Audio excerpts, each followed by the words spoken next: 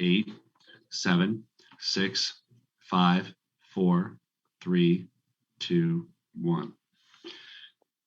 Hey, hi everybody.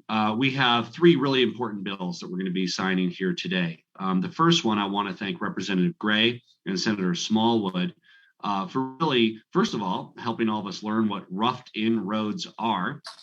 And secondly, making sure the local governments have the tools to keep people safe and make sure that motor vehicles on roughed-in roads under their jurisdiction, they're able to make sure that they are safe, because it's not just trucks and commercial vehicles that can endanger safety.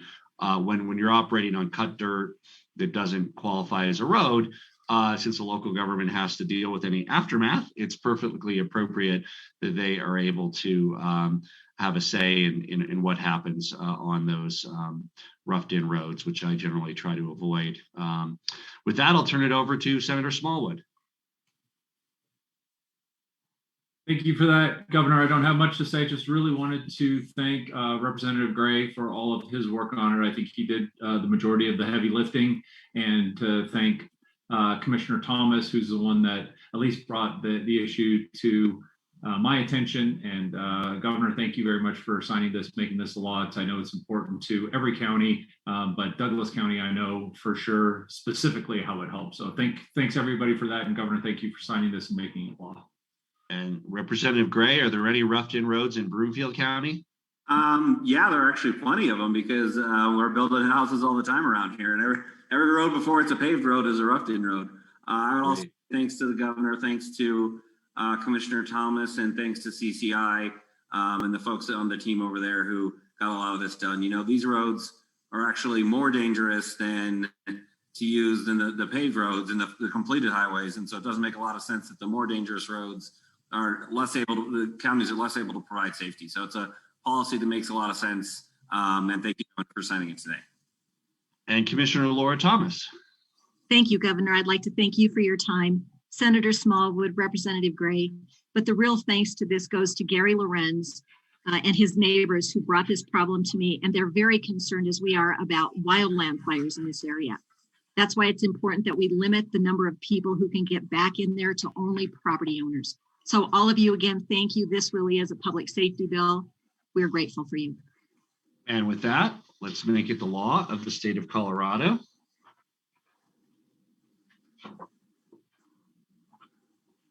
It's official. Congratulations, Commissioner and representatives. It's now officially the law of the state of Colorado. Thank you. Our next bill is the SB21-020 Energy Equipment and Facility Valuation. As you know, one of our top goals is the movement towards renewable energy, which we're very excited about. This bill will support the clean energy transition by providing consistency and certainty around the valuation of renewable energy and storage projects, which will help facilitate investment.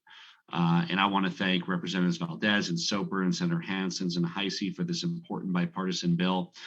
This reflects the actuality to make sure that all the appropriate tax benefit goes to the renewable energy investments. And with that, I'll turn it over to Senator Hansen.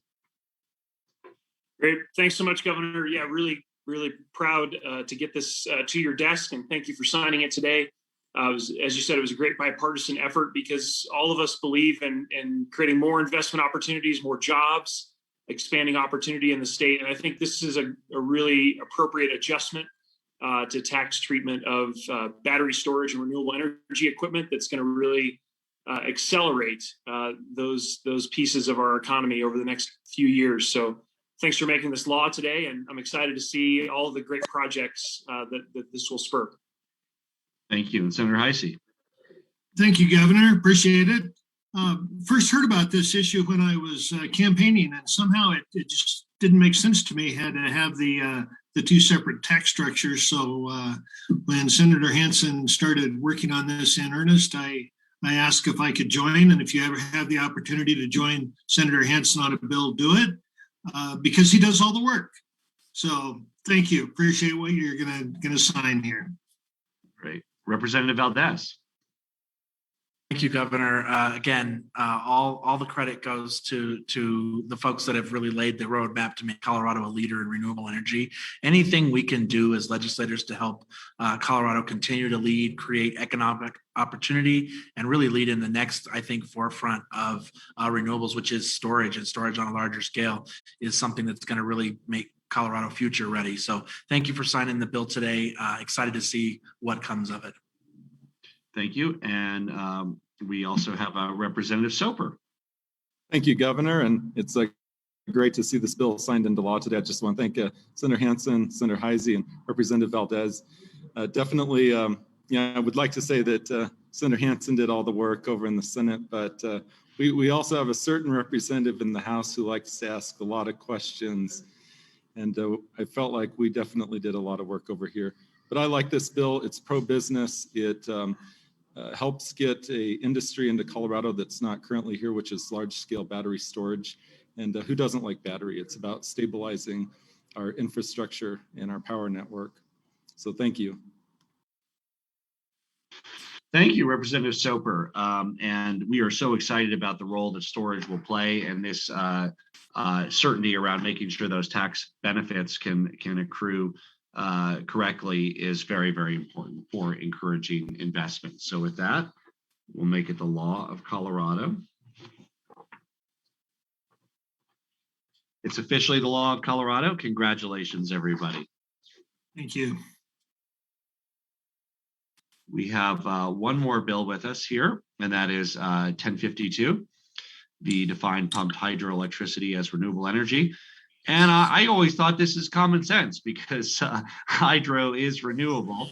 And that was, I remember when I used to talk about it, I always talked about hydro as renewable. And then people said, it's not renewable under state law. I said, well, okay, but in common sense it is, because it's a river flowing and it's renewable. And I think there's been great progress. And I think with the right, guardrails and this will change the definition to include it of eligible energy sources under the Renewable Energy Standard statute. It's kind of overdue, and it's really a great bill. And I want to thank House Minority Leader McKeon and Senator Woodward, and I'll turn it over to Representative McKeon.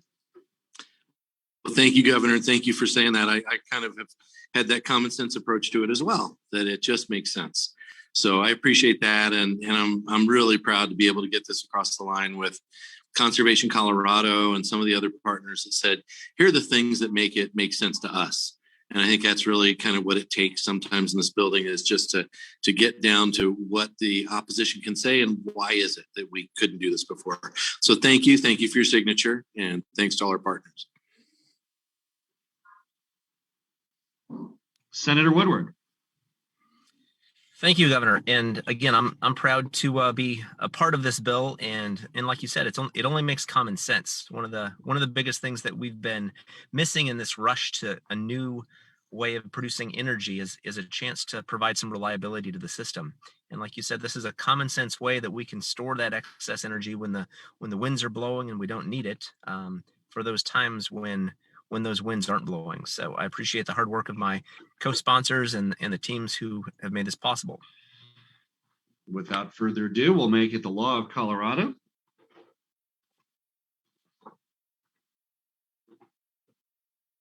And it is official. It is now the law of the state of Colorado. Congratulations to the sponsors. Hydro energy is now officially considered renewable energy in Colorado. Thank you all for your work.